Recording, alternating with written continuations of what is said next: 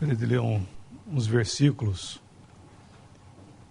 no livro de Juízes, capítulo 6, versículo 36. Juízes 6, 36. E disse Gideão a Deus: se hás de livrar a Israel por minha mão, como tens dito, eis que eu porei um velo de lã na eira. Se o orvalho estiver somente no velo e secura sobre toda a terra, então conhecerei que hás de livrar a Israel por minha mão, como tens dito. E assim sucedeu, porque a outro dia se levantou de madrugada e apertou o velo, e do orvalho do velo espremeu numa taça cheia de água. E disse Gideão a Deus: não se acenda contra mim a tua ira, se ainda falar só esta vez. Rogo-te que só esta vez faça a prova com o velo. Rogo-te que só no velo haja secura, e em toda a terra haja orvalho. E Deus assim o fez naquela noite, pois só o velo havia secura, e sobre toda a terra havia orvalho. Eu gostaria de pensar um pouco nesse ocorrido, pensando um pouco na pessoa do Senhor Jesus, nesse primeiro fato aqui, no primeiro acontecimento, que esse velo, nessa porção de lã que Gideão pegou, então nós vemos aqui, repetir o que já lemos, mas depois na eira ele colocou essa porção de lã, e no dia seguinte todo o orvalho estava ali naquela porção de lã, e tudo estava seco em volta, e havia tanto orvalho que nós vemos que ele pegou essa quantidade de lã, ele espremeu e saiu uma taça cheia de água. E eu creio que isso, né, nos fala da pessoa do Senhor Jesus. Nesse mundo, só existiu uma pessoa que foi distinta de todas as demais.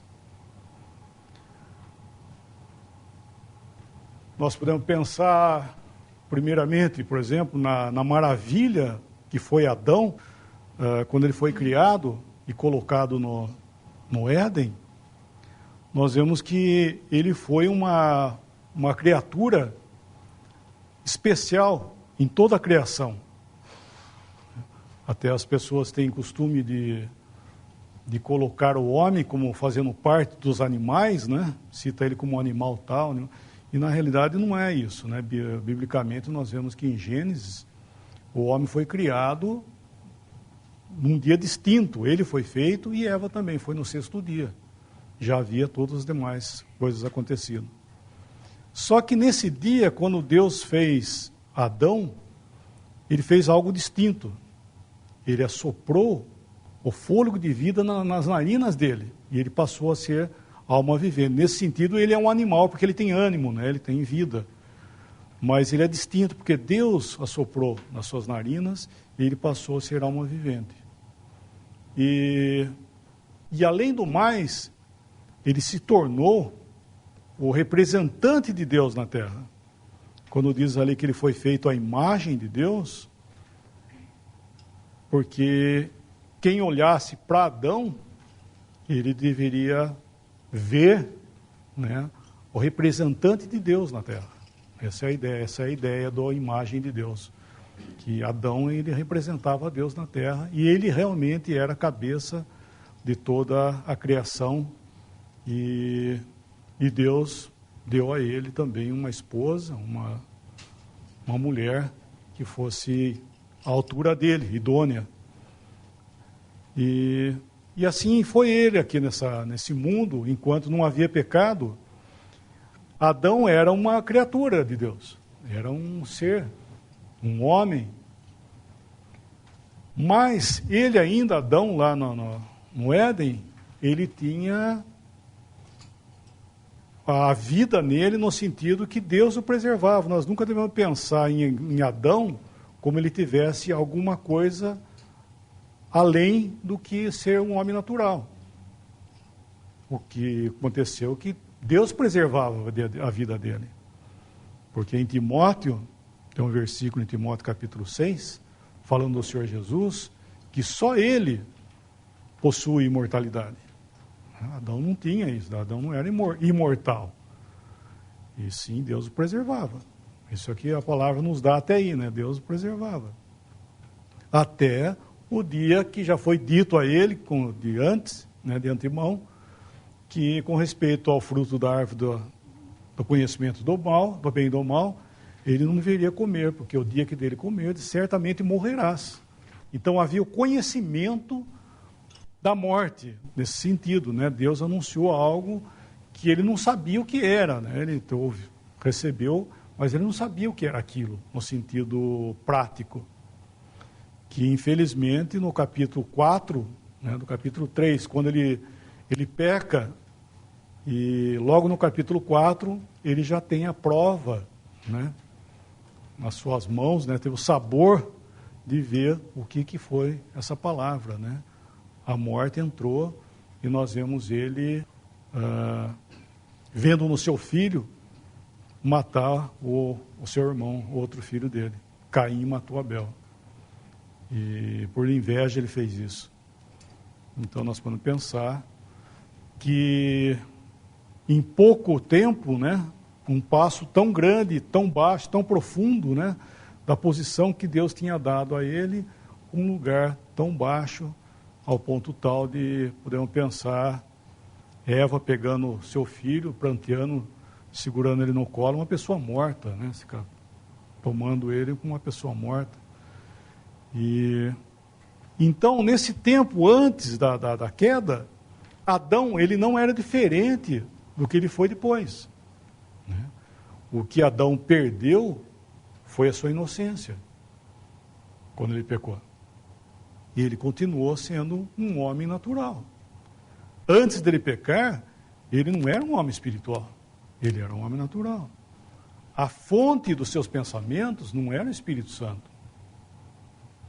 Ele era inocente. Nós não sabemos o que é isso, mas ele era inocente. E então, na hora que ele pecou, ele saiu daquela posição, né, por assim dizer, física, e saiu e perdeu. E o contato, por assim dizer, que Deus tinha com ele, o contato que Deus tinha, visitava na viração do dia, nós vemos que Deus aparece, era uma forma natural, né? Ele não tinha comunhão com Deus como nós pensamos. Estou dizendo isso porque às vezes nós caímos no erro, né, de ouvir que o Senhor Jesus veio para restaurar aquilo que nós perdemos. Isso não é verdade. Porque a única coisa, mas uma grande coisa que nós perdemos foi a inocência. Foi isso que aconteceu. Adão perdeu esse privilégio que ele tinha, não estou desmerecendo aquilo que foi, mas ele perdeu tudo aquilo lá e foi com base nesse ponto aí, que ele perdeu essa posição devido à sua inocência e à sua culpa. Então, na hora que ele pecou, ele passou de Adão inocente para Adão culpado.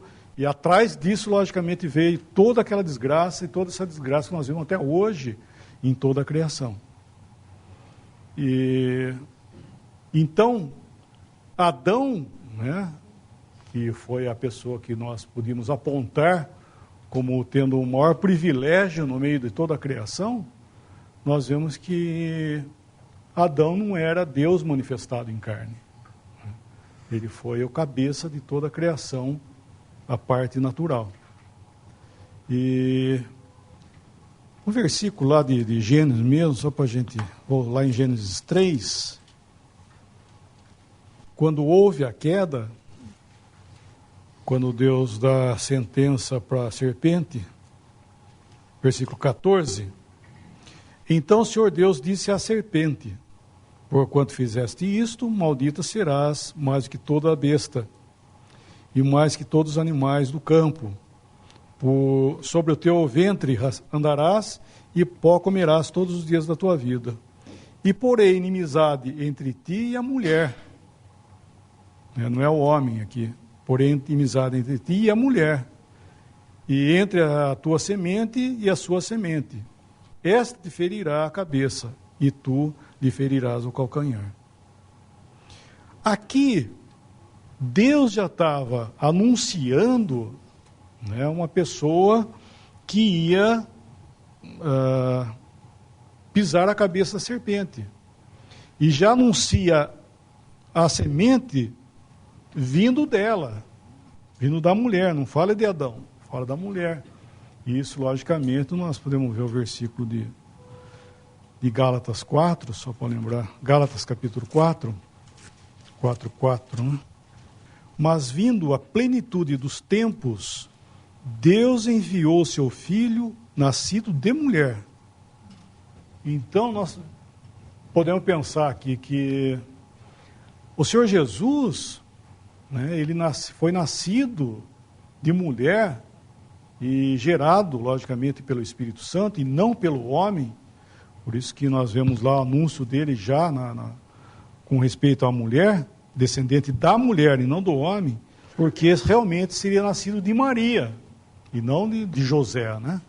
José era o pai adotivo do Senhor Jesus. Então ele nasceu. Agora o Senhor Jesus veio a esse mundo um homem, era um homem natural, assim, no sentido físico. Ele foi nascido de Maria, foi uma criança nascida nesse mundo como todas as pessoas. Só que ele não tinha a fonte, né, a sua fonte não era veio do homem, né, como geração que se deu continuidade desde Adão. Ali ele foi uma pessoa completamente distinta. E dele, né, dessa pessoa, o Senhor Jesus, que não tinha pecado, ele nasceu um homem não como Adão. Não podemos pensar que ele foi um outro Adão. Ele foi o Adão que não deu certo lá. Na realidade, né, ele foi chamado, quando o Senhor Jesus foi referido de Adão, disse que ele foi o último Adão, e não o segundo Adão. Ele é referido como o segundo homem, e sim o último Adão daí. E quando ele vem a esse mundo, nós vemos que ele tinha conhecimento do bem e do mal, como Deus tem conhecimento do bem e do mal. Só que o Senhor Jesus era uma pessoa, um homem, com todos os sentimentos, né, com tudo aquilo que se refere a uma pessoa perfeita, né? Só que ele tinha essa diferença, né, que a palavra diz que Deus estava em Cristo. Deus nunca teve, nem com Adão, ele foi com Moisés, com Abraão, com os profetas, mas estar nele, Deus estava em Cristo somente. Então, nesse sentido, esse velo, né, esse bloco de lã, foi o único na face da terra que Deus estava nele. E havia nele todas as coisas. Um versículo, né, em João 1, Evangelho de João, capítulo 1, versículo 1. No princípio era o Verbo, e o Verbo estava com Deus, e o Verbo era Deus. Ele estava no princípio com Deus. Todas as coisas foram feitas por ele, e sem ele, nada do que foi feito se fez. Nele estava a vida, e a vida era a luz dos homens. Esse aqui, né, é aquela pessoa que aqui esteve, né? Jesus, né, aquele que o mundo teve um dia o privilégio de vê-lo aqui pessoalmente, ele era Deus aqui presente nesse mundo. E tudo, né, ele era esse velo cheio que nós estamos vendo lá. Tudo ao redor seco, sempre teve seco. Mas ali estava uma pessoa completamente distinta. Mas era só ele. Era só ele. Nesse próprio capítulo, nesse próprio livro, em João 12, né? Que fala esse João 12, 24. Na verdade vos digo que se o grão de trigo caindo na terra não morrer, fica ele só. Fica ele só. Não tinha ninguém que pudesse ser comparado a ele. Se o Senhor Jesus não tivesse morrido, ele ia ficar só. Então toda a bênção, né, tudo estava ali, nele. E quando o Senhor Jesus esteve aqui, a pessoa, né, em pessoa, ele pôde fazer muito, né, em prol daqueles que o rodeavam, né? Porque ele era a fonte de bênção, ele era essa pessoa, ele fez muitos milagres baseados na sua divindade, naquilo que ele era como Deus, e também operou os sinais que um homem perfeito podia fazer. E então nada ao seu redor, né, saía sem bênção, porque ele estava presente aqui. Então ele podia dizer, né, fique curado, ressuscitavam mortos e fazia muitas coisas. E durante a vida dele aqui, nós vemos que ele provou, né, que se o mundo, começando por Israel, tivesse aceitado, nós vemos que tudo seria diferente, seria um milênio nesse mundo. Porque ele era a fonte de bênção para todas as coisas. Terminariam as enfermidades, acabava tudo, né? É o que o milênio será. O milênio será esse momento que o Senhor Jesus vai estar novamente presente aqui, após ter julgado limpado toda a terra. Nós vemos que ele estará aqui como fonte de bênção. E daí o Lineu vai perder o emprego. Os médicos, dentistas vão perder emprego, né? Não haverá mais isso, né? Quero dizer nesse sentido. Todo mundo que não vai ter mais hospitais, né?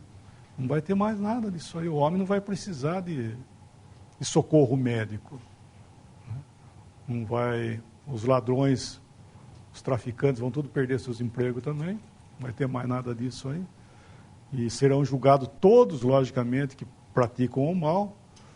E vai acabar. Isso que nós estamos vendo aí, que o mundo quer forçar a ideia como uma coisa que é natural, que faz parte do ciclo, mas nós vemos que isso é prova para nós de que o mundo um dia rejeitou a Cristo. Cada hospital é um monumento, né, que Cristo foi rejeitado. Cada crime acontecido nesse mundo, sabe, cada corrupção, tudo prova que esse homem foi rejeitado. Nós vamos pensar, por exemplo, né, hoje, quando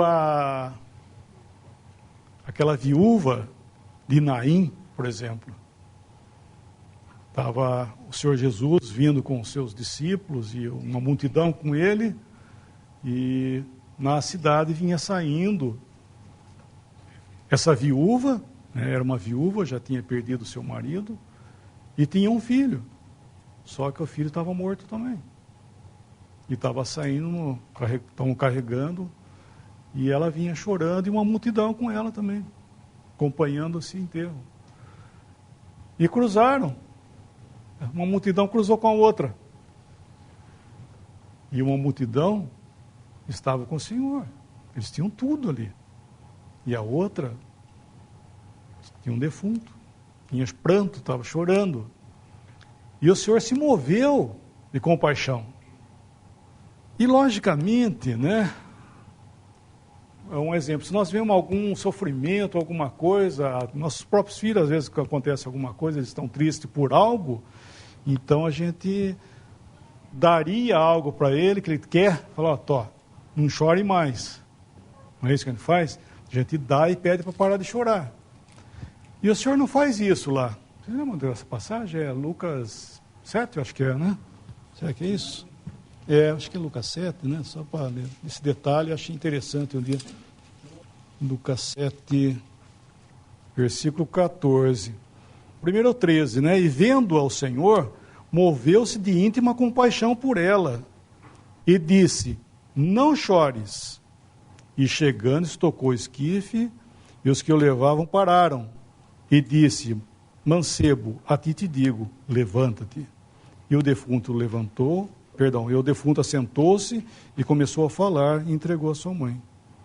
Mas é interessante que ele podia fazer primeiro, por assim dizer, o versículo 14, para depois fazer o 13, né? Ressuscitar ele e entregar para a mãe e falar assim, não chore mais. Mas ele não faz isso. Ele fala primeiro para ela, não chores. E depois ele ressuscita. Então o que é isso para nós hoje? Porque o Senhor sabia que ele ia ficar ausente. Ele sabia que ele ia ser rejeitado, que esse mundo não ia aceitá-lo. E o que ia sobrar para esse mundo? Ia continuar o seu curso. O Senhor Jesus, depois que ele foi ressuscitado, e visto somente pelos seus, depois de ressuscitado, ele subiu ao céu, e o mundo continuou, como ele foi sempre. Quando colocaram o Senhor Jesus na cruz, rejeitando-o, né?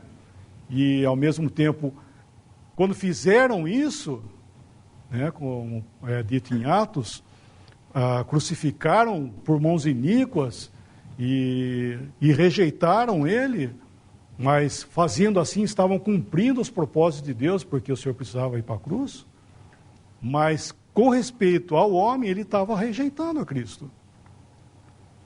Então, depois que ele pega e vai assunto aos céus, nós vemos que a última vez que o mundo viu o Senhor Jesus foi na cruz.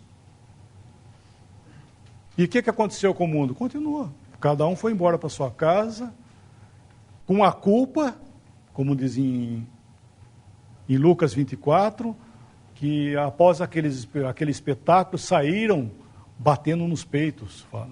Eles foram embora, cada um para sua casa, batendo nos peitos. Foram embora com a culpa de que rejeitaram a Cristo. Mas continua. Então esse mundo ia continuar tal como ele é. Vamos dizer assim, muitas viúvas de Naim viriam depois ainda. Então para nós hoje, nós temos uma palavra do Senhor. Não chores. Sabe? Com as perdas que nós temos, nós sabemos quantos de nós que já perderam seus entes queridos, né? Momentos de tristeza, que se o Senhor tivesse aqui não seria assim. Mas o Senhor não está. Então nós sofremos por isso. Mas nós temos uma palavra: não chores. Então o Senhor primeiro está falando não chores. Por quê? Porque depois Ele vai dar aquilo que nós perdemos. Por exemplo, os nossos entes queridos, por exemplo, serão entregues outra vez para nós. Mas no momento hoje, irmãos, não chores.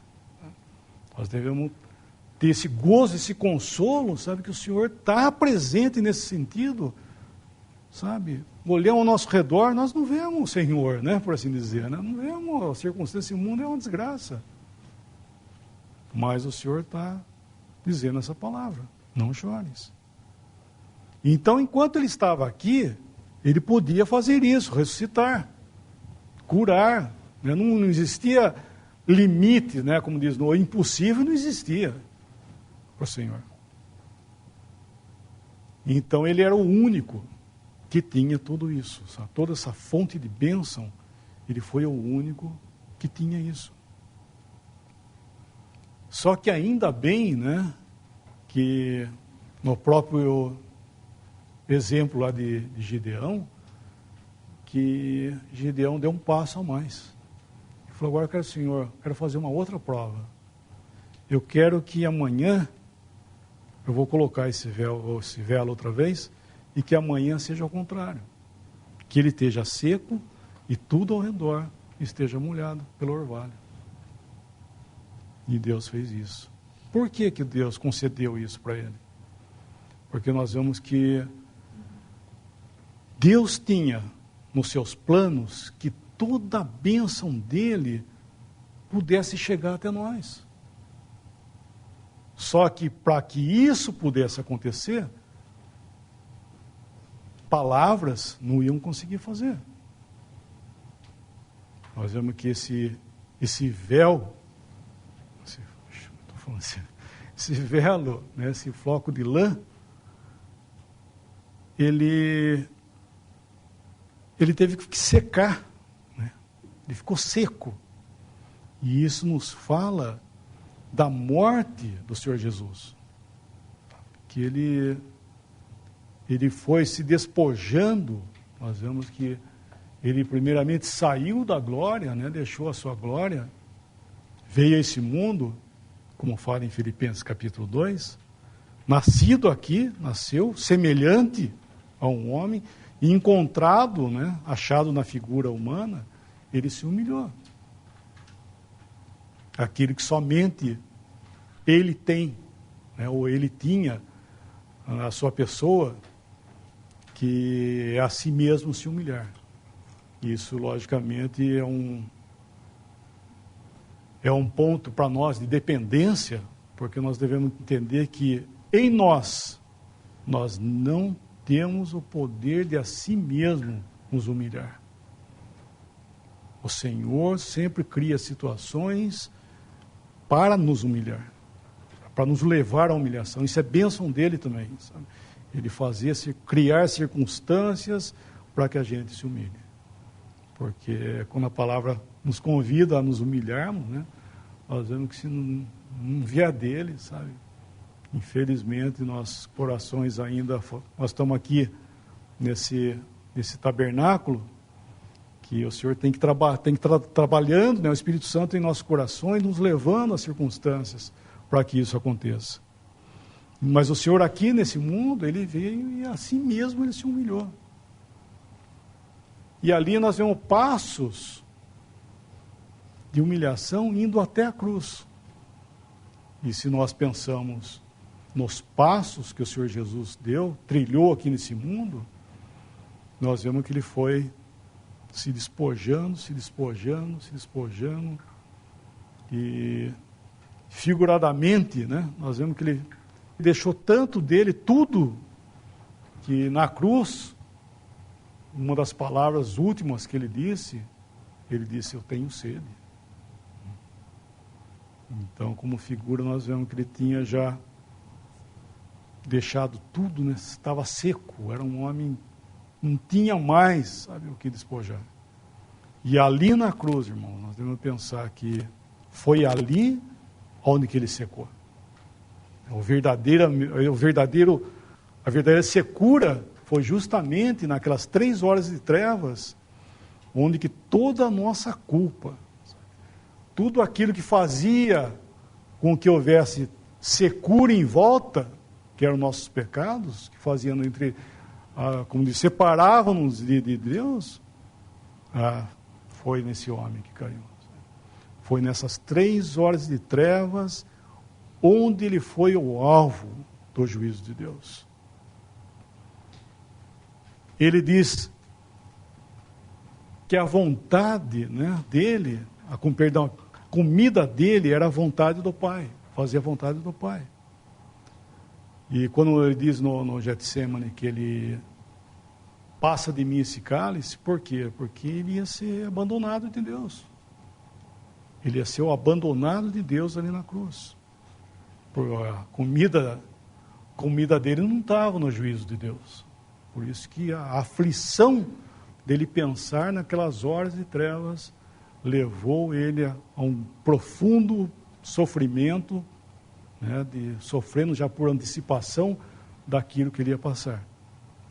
Mas era necessário isso aí. Então o Senhor Jesus, quando foi para a cruz, ele ali naquelas 3 horas, ele foi realmente, o juízo de Deus caiu sobre ele e os nossos pecados estavam ali nele. O Senhor não deixou na cruz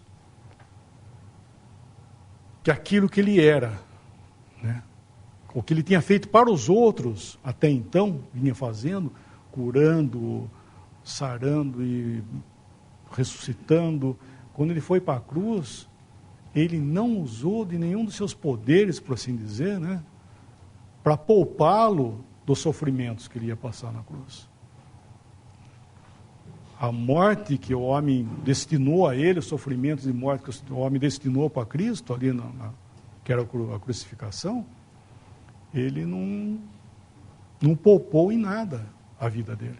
Ele ficou ali sofrendo como os outros dois estavam do lado, passando a mesma coisa, ele estava passando igual. Ele não usou nada para poupá-lo dos seus sofrimentos. E então tudo que ele passou fisicamente ali na cruz, ele não fez nada. Agora, o único milagre que ele fez ali na cruz foi quando ele deu a vida dele. Na hora que ele viu que estava tudo consumado, tudo pronto, tudo, Deus estava satisfeito. Deus estava satisfeito. E vendo isso, daí sim, ele faz um milagre. Ele dá a vida dele. No Evangelho de João, se nós lemos, nós vamos encontrar 6 milagres. Mas na realidade são 7. Porque o último milagre é a morte do Senhor Jesus. Aquilo que ele fez na cruz, que para os homens, aparentemente, era uma coisa que ia acontecer. Ele ia morrer, ele foi para a cruz justamente para morrer. Ia ser diferente. Mas ali ele deu a vida dele. E ele morreu, sabe? Ele deu a vida dele, ele morreu nesse estado, para que pudesse acontecer a segunda parte ali do milagre de Gideão. Para que o orvalho agora caísse ao redor. Onde havia secura, agora o orvalho pode cair aqui. E nós podemos ver um versículo em Atos primeiro, Atos capítulo 2, Atos 2, 1. E cumprindo-se o dia de Pentecostes, estavam todos reunidos no mesmo lugar. E de repente veio do céu um som, como de um vento veemente e impetuoso, e encheu toda a casa em que estavam sentados. E foram vistas por eles línguas repartidas, como que de fogo, as quais pousaram sobre cada um deles. E todos foram cheios do Espírito Santo e começaram a falar em outras línguas, conforme o Espírito Santo lhes concediam que falassem. Aqui é o princípio desse orvalho. Como que Deus podia abençoar dessa forma? Ele fez esse milagre. O Espírito Santo veio aqui esse mundo de uma forma como nunca houve antes. Ele veio aqui como promessa, né, como pagamento do que Cristo fez. Como pagamento é nesse próprio capítulo, deixa eu ver o versículo, versículo 32, né? Esse próprio capítulo, Deus ressuscitou a este Jesus, do que todos nós somos testemunhas, de sorte que, exaltado pela destra de Deus, e tendo recebido do Pai a promessa do Espírito Santo, derramou isto que vós agora vedes e ouvis. Então, o recebimento, né, do Espírito Santo, a vinda do Espírito Santo para morar no crente, na verdade, é uma promessa que Cristo recebeu de Deus e deu ao cristão. É um selo, né, é algo que nós recebemos e estamos identificados. Isso faz parte dessa dispensação.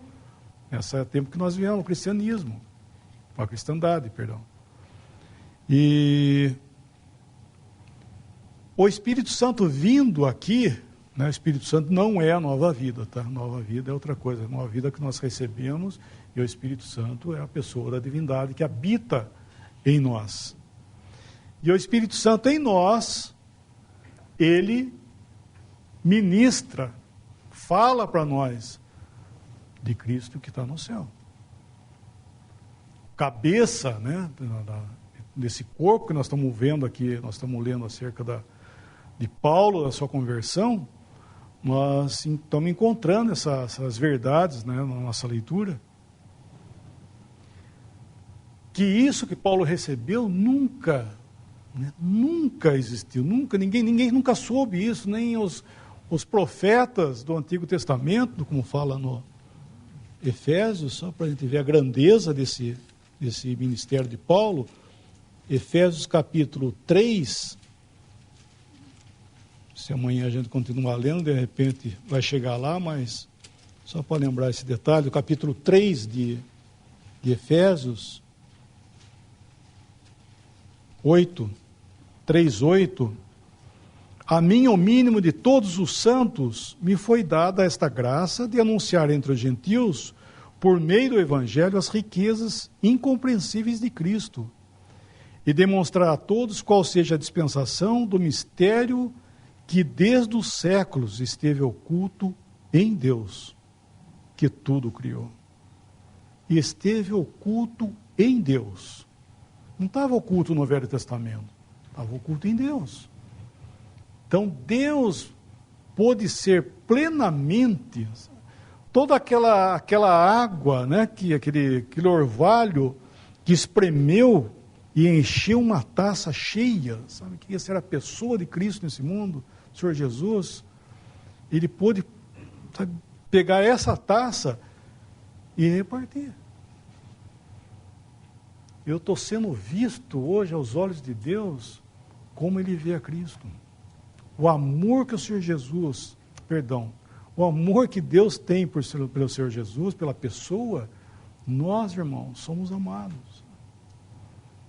Então, que precioso nós pensarmos que quando Deus está olhando para mim, sabe, Ele está olhando como um pai, sabe, Ele está olhando como alguém que me ama. O irmão falou um negócio muito interessante isso. Às vezes nós esquecemos isso, nós olhamos para os irmãos, às vezes, com os olhos naturais, esquecemos, sabe, que eles são amados, né, que Deus está olhando, sabe, que o nosso pai, o meu pai, está olhando para o irmão e está vendo ele, sabe, com tanto amor, sabe,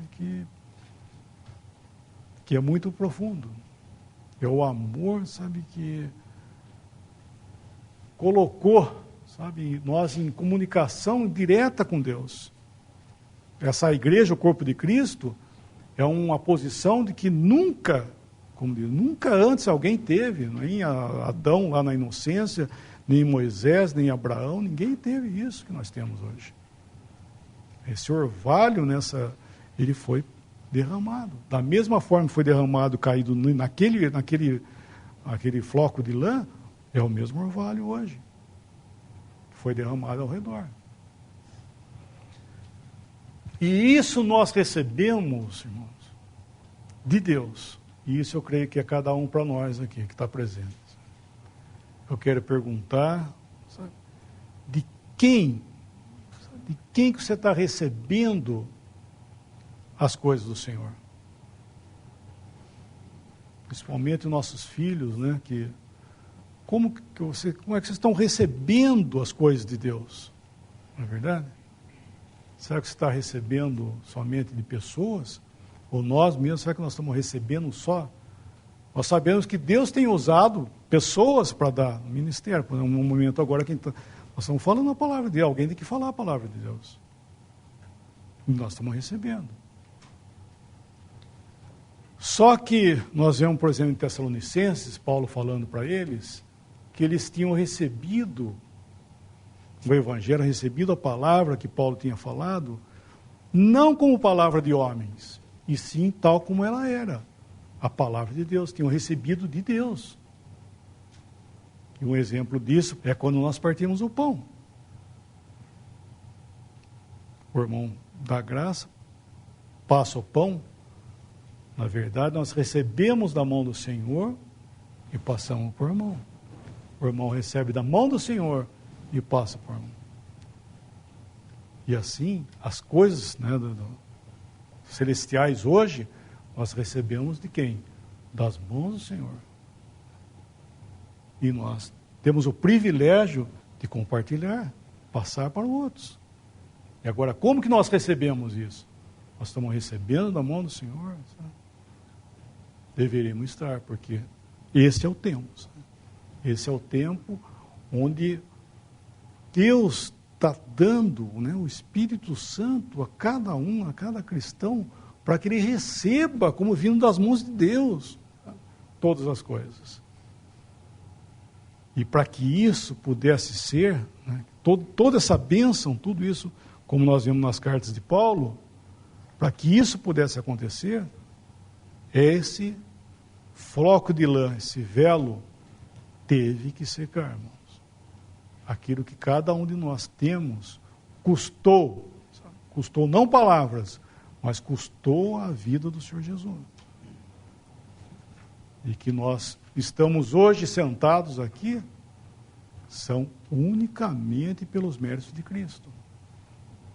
Às vezes nós podemos pensar que nós estamos sentados pelos méritos dele, mas um pouquinho por alguma coisa, e nós não temos nem um pouquinho. Sabe? É unicamente pelos méritos dele, porque se não fosse ele, nós não tínhamos nada.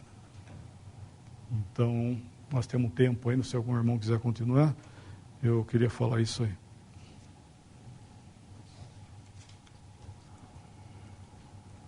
Tão bom quando a gente pode ouvir do Senhor, ouvir dele, ouvir sobre ele, e o Espírito tem a liberdade para que o enfoque seja na própria pessoa do Senhor Jesus. Estou pensando em Judas, né? Ele queria escrever algumas coisas, mas no fim ele teve que escrever sobre outras coisas devido à necessidade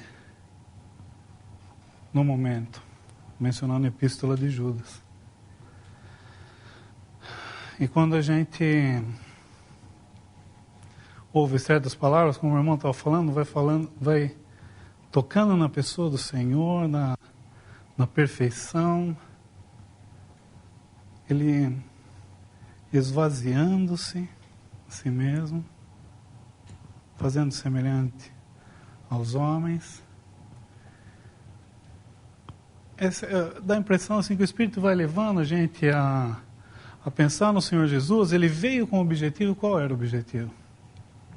Glorificar Deus, ir até a cruz, morrer na cruz. Por quê? Ele glorificava Deus. Na verdade, ele comprou.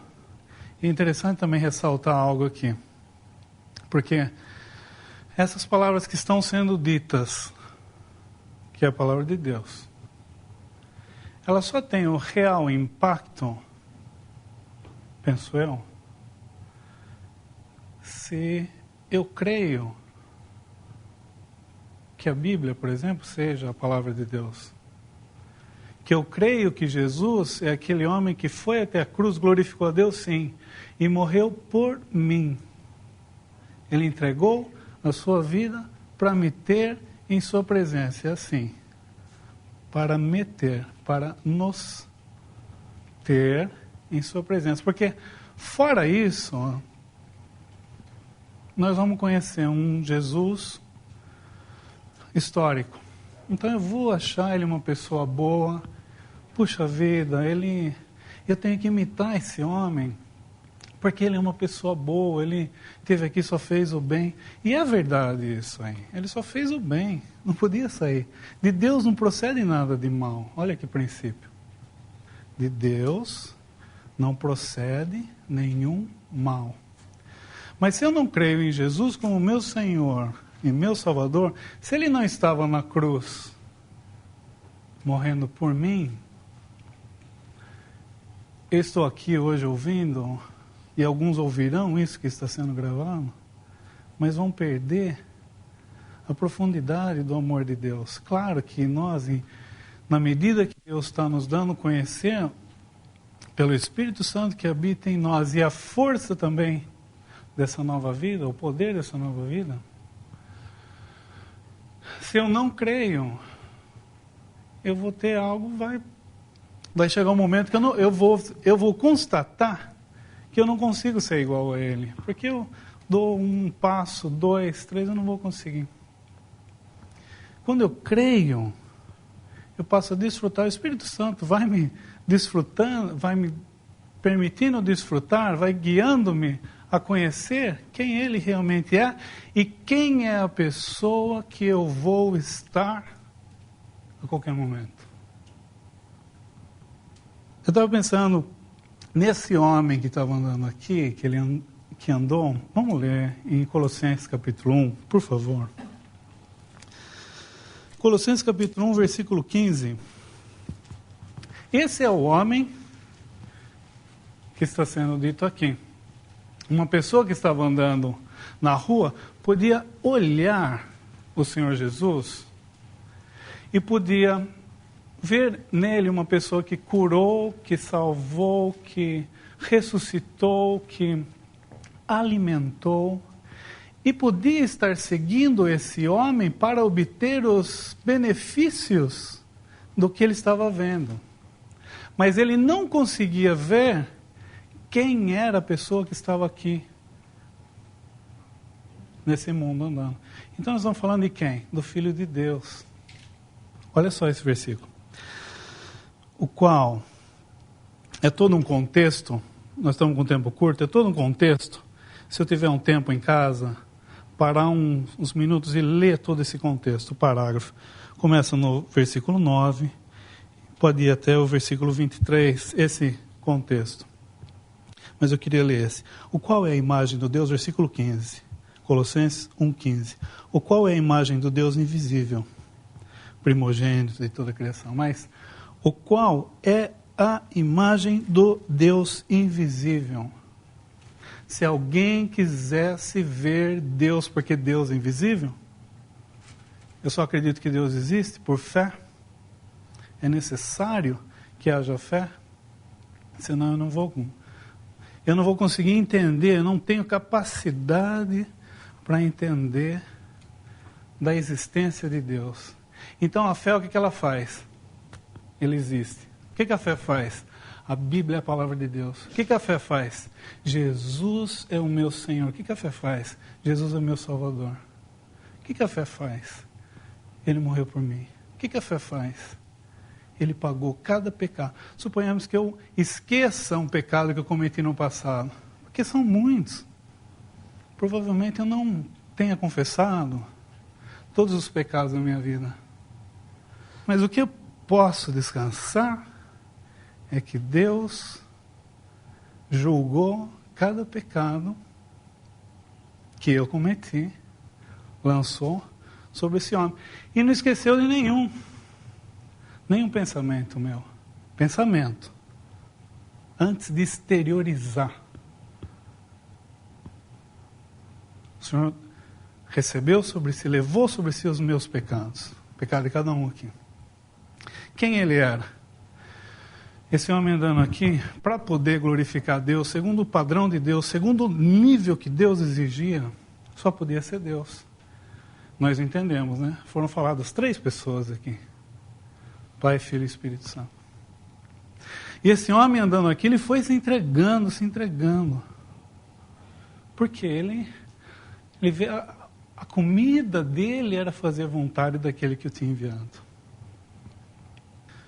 Vamos ler agora, por favor. Conhecido em Marcos. Quando nós estamos vendo uma pessoa que vai dando tudo. Ele sendo rico se fez pobre, né? Evangelho de Marcos, capítulo 12, 41. E estando Jesus assentado de frente à arca do tesouro, observava a maneira como a multidão lançava o dinheiro na arca do tesouro. E muitos ricos depositavam muito. Vindo, porém, uma pobre viúva depositou 2 pequenas moedas que valiam 5 réis. E chamando seus discípulos, disse-lhes: em verdade vos digo que essa pobre viúva depositou mais do que todos os que depositaram na arca do tesouro. Porque todos ali depositaram do que lhes sobejava. Mas esta, da sua pobreza, depositou tudo o que tinha, todo o seu sustento. Interessante, né? Porque os ricos, eles depositavam muito. Mas o Senhor Jesus, assentado, ele observava a maneira e ele dá testemunho de que ponto chegou. Eu não entendo muito bem a fé dessa viúva e nem sei muito bem o que está envolvido realmente nisso, interpretação. Mas uma coisa eu sei, o que o Senhor Jesus está dizendo é que os ricos davam muito. E a gente pode pensar assim, o Senhor Jesus sendo rico, ele deu muito. Ele foi dando, por quê? Porque ele era amor. É interessante a gente nunca desvincular o amor da luz. Porque se nós estamos falando em amor fora da luz, isso nós não podemos chamar de amor. Por exemplo, encobrir algo. Não é aí que, não é nesse terreno que Deus ama. Deus ama, Deus é amor, mas Deus é luz. Então o que ele faz? Ele revela quem eu sou. Eu poderia até lembrar Romanos falando, todos pecaram, eu inclusive. E depois ele entra com o amor dele. Ele fala assim, você pecou. Eu pequei. Então o amor nunca está, ele não passa por cima de nada. E é assim que o Senhor Jesus vai. A maneira como ele agiu e age. Ele vai dando, vai revelando, tem que falar duro, tem que falar claramente. A gente percebe a maneira como ele fala com os escribas, os doutores, os fariseus. Não tem meia palavra, não tem meias palavras. Ele fala assim, tum. Porque ele não amava? Não, porque ele amava. Ele queria, se pudesse, trazer. Sai para fora disso. Então, o Senhor Jesus foi dando. E nós vemos o que essa viúva aqui? Aos olhos naturais, se é uma pessoa que está olhando, fala assim, puxa, essa mulher não deu nada. 2 moedas. E o Senhor Jesus, eu falo, olha o que o Senhor Jesus fala dela. 43. Em verdade vos digo que esta pobre viúva depositou mais do que todos os que depositaram na arca do tesouro. Todos. Muitos, costumava dizer, muitos podem dar muito. Todos podem dar tudo. Todos podem dar tudo. Só que o que nós estamos vendo é que essa pobre viúva, ela deu o que ela tinha. E o Senhor Jesus já não tinha mais o que dar. E é dessa pessoa que nós estamos ouvindo e falando. Não tinha mais o que dar. Ele se dá. Ele deu tudo. Tudo, literalmente, a vida dele. O irmão mencionou o partimento do pão. Por que eu quero estar aqui lembrando da morte desse homem? Porque ele é bom. Ele morreu por mim. Ele fala assim, fazei isso em memória de mim. Olha só o que ele fala, fazei isso em memória de mim. Há uma responsabilidade daqueles que estão partindo o pão, ou, olha a sua responsabilidade. Parece que eu estou olhando para o espelho para falar, ei, olha a sua responsabilidade. Erramos, confessamos sempre. Graças a Deus nós temos esse recurso de falar com o Senhor.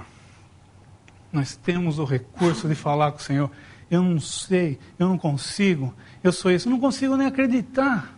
Eu tenho esse recurso de falar diretamente com Ele. Detalhe, se eu oro pedindo, Ele vai ouvir, hein? Isso para aqueles que estão. Para aqueles que não estão à mesa e não estão sentindo isso, sabe, assim, de ver o que esse homem está falando, o que esse homem, o Senhor Jesus, falou assim, fazei isso em memória de mim. Isso daí não está tocando no meu coração? Olha, eu vou dizer um negócio do fundo do coração. Nem peço lugar. Nossa, Pise, você está falando para... Você está incentivando alguém aqui a não sei. Alguém aqui a não pedir seu lugar? Não. Eu estou incentivando a qualquer um aqui estar na presença dele, conversando com ele, falando com ele, olha, eu não estou vendo importância. Tu morreste por mim, tu és tão bom, tu morreste, tu pagaste todos os meus... Eu não estou vendo importância, me ajuda a ver, assim sinceramente.